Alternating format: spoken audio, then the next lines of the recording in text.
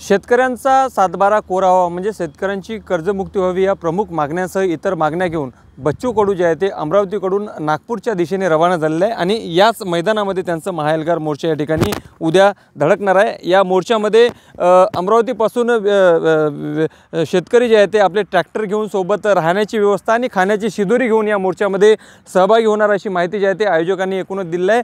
आणि बुट्टीबोरी परिसरातील कापूस संशोधन संस्थेच्या बाजूचाच हा मैदान आहे आणि याच ठिकाणी जे आहे ते उद्या हा महाएल्गार मोर्चा असणार आहे। एकूणच मोठ्या प्रमाणामध्ये शेतकरी बांधव या मोर्चात सहभागी होतील असं आयोजकांचं म्हणणं आहे। आपण त्यांच्याकडून माहिती जाणून घेऊया। भाऊ, काय सांगाल, उद्या महाएल्गार बच्चू कडूंचा अमरावतीवरून निघालेल्या उद्या नागपूरमध्ये धडकणार आहे, किती संख्या राहणार आहे यामध्ये आंदोलकांची? लाखोमध्ये शेतकऱ्यांची संख्या राहील। त्यात शेतकरी राहतील, शेतमजूर राहतील, आमचे दिव्यांग बांधव आहे, ग्रामपंचायत कर्मचारी आहे, असंख्य लोक। कारण आपण जर पाहिलं तर सरकारचं जे धोरण आहे सामान्य माणसासाठी आहेच नाही। अदानी अंबानीसाठी हे करोडो रुपये खर्च करतात। आपण जर पाहिलं तर ते आपले छोटे अंबानी आहे त्याच्यासाठी 48,000 कोटीचं कर्ज यांनी माफ केलं आणि इकडे शेतकऱ्यासाठी कर्ज माफ करायसाठी पैसे नाही असे आमचे देवाभाऊ म्हणतात। देवाभाऊ, तुम्ही त्यावेळेस सांगितलं होतं निवडणुकीच्या पूर्वी की आम्ही सातबारा कोरा करू, त्यावेळेस कोणी निवेदनही घेऊन आलं नव्हतं आणि कोणी मोर्चेही काढले नव्हते। परंतु आज 1 वर्ष झालं, आपण जर पाहिलं तर हे वर्ष असं भयानक पडलं की 10 वर्षात अशी परिस्थिती शेतकऱ्यावर आली नाही। मराठवाडा जर पाहिलं तर संपूर्ण पाण्याखाली गेली, घराच्या घरं वाहून गेली, शेते खरबडून गेल्या, पिकं नष्ट झाले, तरीसुद्धा काळी दिवाळी करूनही अजून त्यांच्या घरात 1 रुपया सरकारनं दिला नाही आहे। आणि अशा परिस्थितीत प्रचंड रोष शेतकऱ्यामध्ये आहे, शेतमजुरामध्ये आहे, दिव्यांगांमध्ये आहे। आणि अशा परिस्थितीत संपूर्ण महाराष्ट्रातून आज नागपूरकडे संपूर्ण लोकांनी कूच केला आहे। बच्चूभाऊ थोड्याच वेळात बेलोऱ्यावरून ट्रॅक्टर घेऊन शेतकऱ्यांसह 400-500 ट्रॅक्टर घेऊन निघणार आहे आणि रस्त्यानं जे जे जिल्हे लागतील, जे तालुके लागतील, लोक त्यांच्यासोबत सहभागी होईल। लाखोच्या संख्येत उद्या हा मोर्चा इथं धडकणार आहे। सरकारकडनं तुम्हाला चर्चेसाठी देखील निमंत्रण आलेलं होतं, तर काय वाटतं, जर तोडगा जर निघाला तर मोर्चा पुन्हा परत येईल? यापूर्वीही सरकारनं जेव्हा बच्चूभाऊंनी 3 दिवसाचं आमरण उपोषण रायगडच्या पायथ्याशी केलं होतं, त्यावेळेसही CM साहेबांनी स्वतः बैठकी घेतल्या।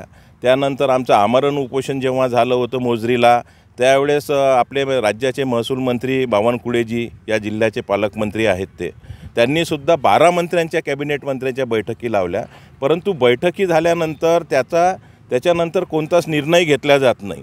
थातूरमातूर पद्धतीचे उत्तरं दिल्या जातात आणि टाईमपास केला जातो आणि त्यामुळं ही आरपारची आणि शेवटची अंतिम लढाई आहे।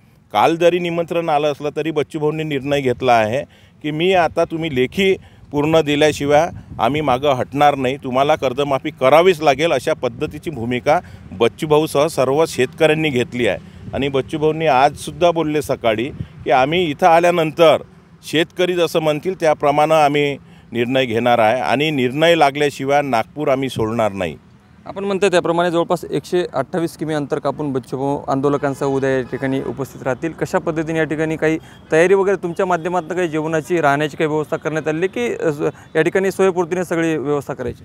खरं तर व्यवस्था करायचा विषयच नाही। अव्यवस्था एवढी झाली, एवढी दयनीय परिस्थिती शेतकऱ्याची झाली, ते कोणत्याही परिस्थितीत राहायला इथं तयार आहे। आपण जर पाहिलं तर नागपुरात मागच्या 2 दिवसापासून पाऊस सुरू होता आणि त्यामुळे ते पेंडॉलची व्यवस्था करत होतो तेही आम्हाला कॅन्सल करावी लागली।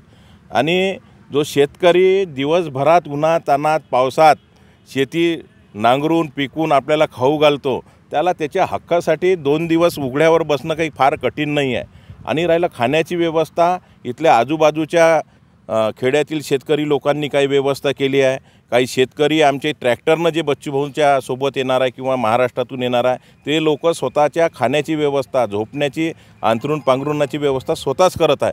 म्हणून व्यवस्थेचा फार ताण आमच्यावर नाही आहे, कारण प्रशासनाची व्यवस्थाच फार बिघडली। म्हणून शेतकऱ्यांना आता त्या व्यवस्थेची काही चिंता नाही, त्यांना निर्णय हवा आहे। शेवटचा प्रश्न की आता पोलिसांनी जे आहे ते किती दिवसात तुम्हाला परवानगी दिली आणि तुम्ही किती दिवसापासून या ठिकाणी जे आहे ते आंदोलनावर ठाम राहणार? आता पोलिसांनी आम्हाला काल दुपारी फार उशिरा 1 दिवसाची परमिशन दिली आहे। परंतु मग 1 दिवसाची परमिशन जर दिली आहे तर शासनाने 1 दिवसात आमचा निर्णय लावावा। आम्हाला काही इथं अव्यवस्था निर्माण झाली पाहिजे असा काही आमचाही हेतू नाही।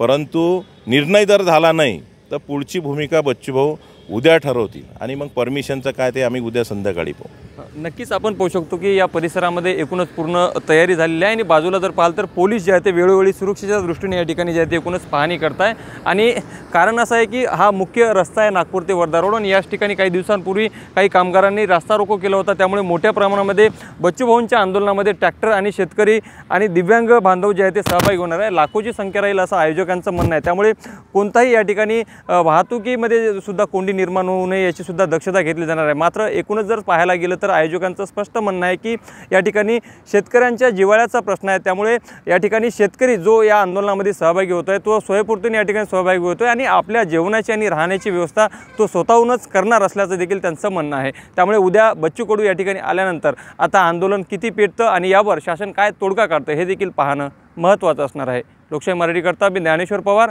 नागपूर। लोकशाही मराठी ऐका, पहा, जागरूक रहा।